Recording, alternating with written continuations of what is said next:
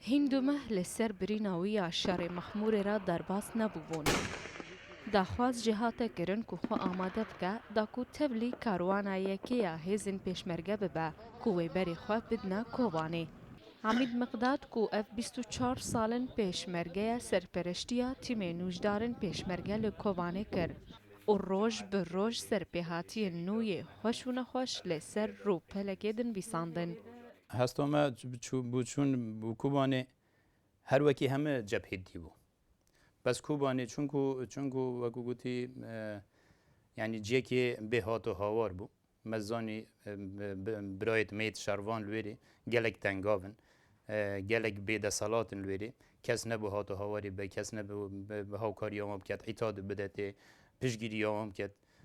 هستوما راستی هستکا نیشتیمان پروری بو هستکا نتوایتی بو تیما ساقلمیه جه سه نوجداران و برین پیچکی و آجوکر امپولانسکی پیک دهات کو گلک جاران تولی شرجی دبون. لگور یاساین سربازی گرکا بنگها ساقلمیه قدرک دوری سنگران به لجبر تنگایی روبرا دبن دست هزن کردی دا تولی شر دبون. خوختی ام چون ما گوتی ام نازفرن ما هزرا چونه گبی بس زفراندن نینه هند جارة تصور بك مناشيهم إسعاف بليفينن خطة إسعاف صور بين فسفوريت لمعي أوانا مسيطرة تربين أو سري جرابين داعش جريني زكي ما بين هاونت أفضل إسعافه دوسي جارة هاون إيش إسعافه بورين يعني ما خدامة خلاص كلين روجك شوان روجا ساعة شهري سحاري هجوم درجي تركاب تجي خيانة المكر دوسي سيارة تنتي كيلي داعش هجوم درجي كر درجي وبقاندن إيش حي محورة شحمي رخو هجوم مكرن لواء عبد القهار هاد قلتي هري كوري بابي خول في محوري بس دكتور مش تدفته تو فان خانيا نبردي قلتي فان خانيا خو بين اساس و حتى مرني فان خانيا نبردي قلت سيدي وعد تصور كما دو ارك سر من ما بين اركي سربازي اركي كبزش كدكتور امل ورشور بكن وجا لواء عبد القهار قلتي في محوري هري كوري بابي خو نبردن افي قاطعين نبردن والله ما جدي في التعليمات ما يعني أركي خوب جينات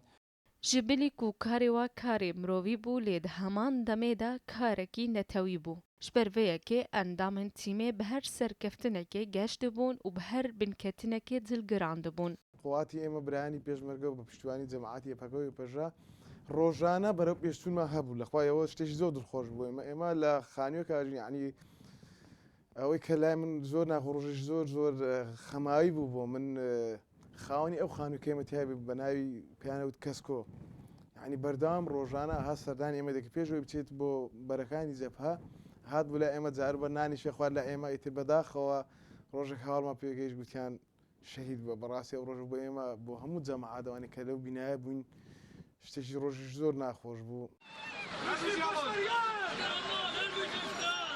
دلیر شفر امبولانسیا بریا بجایرا درباسی کوبانه بو. لسر درجایی ری جباشور حیا باکور حیا روش آوا. کاروانی بجایی به گرمی پیشوازی لحاتا کرن. اف دیمن دقه دبیراوی دمانه. زۆرشت ماندی لە ڕێی خەڵکەی زۆر هاتە سەرجادەی خەڵکەی زۆر پێشوازیان لێ دەکردین لە زۆر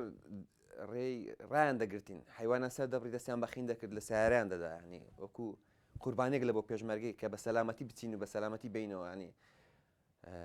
ئەو شتانەمان زۆر دەدی لە ڕێی چکلێتیان زۆر بەسەدا دەڕێشتین گەلمیان لۆ فڕە دەداین ینی خەڵکەی زۆر پێشوازی دەکردین ڕات بی ڕێی وا هەبوو 6 ساعت 7 ساعت دەمە دەماینەوە لە یەک شاری لە شاری قزڵتەپا لە میران شار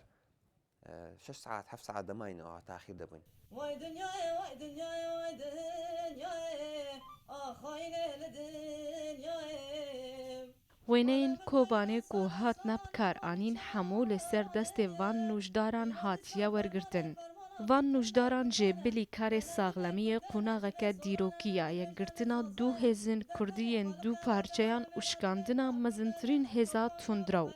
دی کومنت کرن نهاجی جوین و جواتن وان جبیر آنین کوبانه والا نابن. رنگین شر رو داو هولر